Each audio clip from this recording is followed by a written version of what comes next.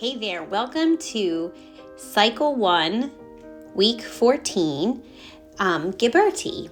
Ghiberti was a Renaissance artist who lived from 1378 through 1455. He is most famous for these beautiful gold doors that he sculpted. It took him a good majority of his life. He wasn't just a sculptor. Like many Renaissance artists, he was talented in many types of the arts. So he was a sculptor, a metal worker, and a painter, probably among many other things. He was the definition of the word Renaissance man. He actually won a contest, our book tells us, to design these doors. He would have worked with apprentices because they are very large.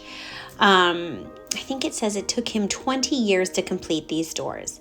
They are actually a sculpture in relief. So you can tell your kids that sculpture in relief means that it's actually not a three-dimensional object. It's still two-dimensional, but it has raised figures on them. Here, I did a zoom in of one of the panels on the door, and you can see the detail that he included. There are humans, there are animals, there is dimension, there is foreground, middle ground, background, there's fabric, there's architecture, all depicted in this one little panel that's just part of these doors. They were elaborate. If you really want to push the idea of relief home, you could bring in a quarter and show your kids and have them run their finger across it. We're going to be using wiki sticks, these craft sticks that I just showed you, pencils, scissors.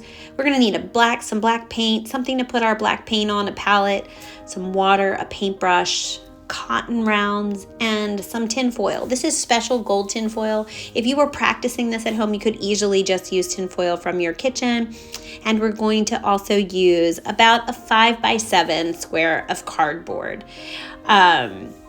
So if you have, we're going to design medieval crosses. There's so much Christian symbolism in medieval and Renaissance artwork. I felt like this was a simple design that everyone could do.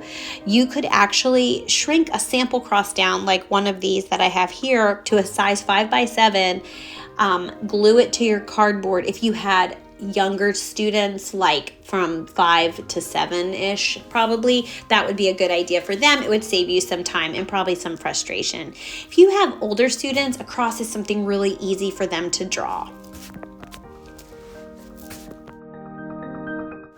Okay, so I'm sketching my cross onto my board, and now I'm going to start creating my design. I do have one of the sample photos that I used close by just to kind of inspire me, and I've also sped my video up here a little bit so you don't have to sit and watch me draw. Okay, I've sped my video up as fast as I can get because I feel like this might get a little boring watching. I'm just sketching across. You can make it wider on the ends. You can add in a little bit of detail. I think the thing you want your students to remember is you don't want your design to touch in places, because when we put the foil over our relief, we want to be able to push it down so it stands out and you can see it. You're going to watch me take my pieces of wiki sticks, and I took 2 pieces at a time. You could do 3 pieces. It's up to you. One maybe is not as interesting, so I want to make it a little bit thicker, but I'm just pressing these 2 sticks at a time, pushed together, and just sticking them down to my cardboard. You probably are not going to need glue to stick them down. Just use a lot of force and show your students how to stick the wax stick down, and it's not going to move. And I'm just tracing the design that I drew with the wax sticks. It's actually really fun to do. And your students, even if they haven't drawn a specific design on their cross, they might get really creative at this part. I found myself having to hold back a little bit because I knew that I only had a certain amount of time to get this done, and I didn't want you all to get bored watching me add lots of swirls and curly cues and whatnot to my design. But it's a great time for you as the tutor to talk about oils and say that these designs might have had squiggly lines or straight lines, wavy lines. Really, you can bring those up again at this point.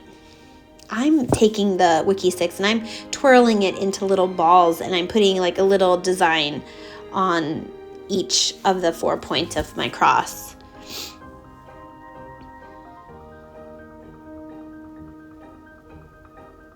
You can even see on the one side I had a gap, and I fix it towards the end, and it's quite easy to do.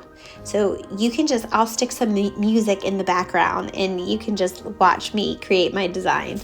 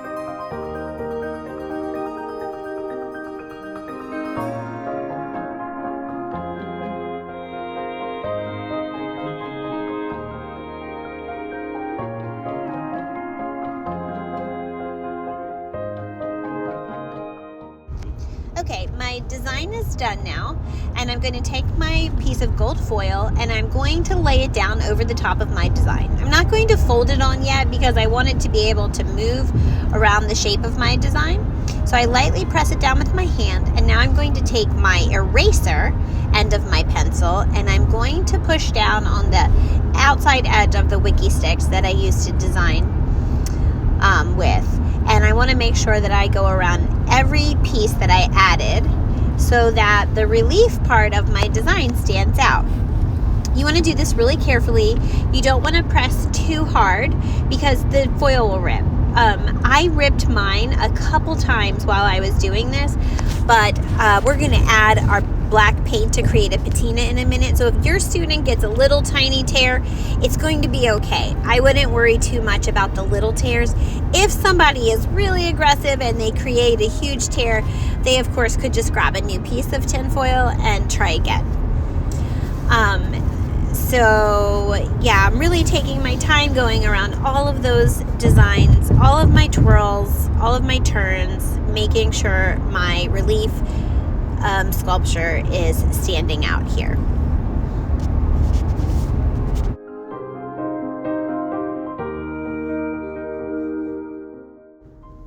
Now you're going to flip your design over, and if you have a parent helper in the room, they're probably going to want to step in here, and you're just going to fold each student's design up like a present. If you have masking tape, you may want to stick a piece of masking tape on the back to hold it in place, and then you can write your student's name on the back as well. Just checking my design out, and the next step is I'm going to take my black paint and I'm going to mix it with a tiny bit of water. The reason I'm mixing it with water is because I don't want this paint to dry fast. So you don't want your students to rush, but you also don't want them to go slow at this point. You don't want the black paint to dry black on your relief sculpture. You still want to be able to see the gold. We're just creating a patina on our relief sculpture, or we're almost making it look antiqued. So I'm painting the black on the relief part of my design, and then I'm taking a little piece of cotton and I'm wiping it off. You could probably do this with a paper towel, a cotton ball might work. It's really easy, and this is kind of fun to do too. Their hands might get a little bit messy. I'm going around each part of my design. I'm even going around the edges because we want this to look old because it's from the Renaissance period, of course. And this is going to be my final step. So I'm just wiping it all down, making sure all the twirls got some of the patina, and that is our Ghiberti style relief sculpture. I hope you guys enjoyed this one.